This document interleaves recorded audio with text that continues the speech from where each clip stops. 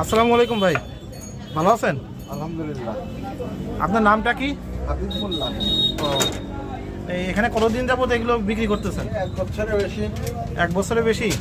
তো এখানে কি কি আইটেম বিক্রি করেন? এখানে খাসির নেহারি আছে, খাসির বট আর কি, ভুড়ি। আচ্ছা, আর কিছু? না আর কিছু নাই আপাতত। আর এখানে কি পরোটা? পরোটা পরোটা রুটি কি হয়নি? না, হালকা হালকা তেল দিয়ে পরোটা। হ্যাঁ, সাদা রুটিও হবে। আচ্ছা, প্রতিদিন কটা থেকে কটা পর্যন্ত বসেন?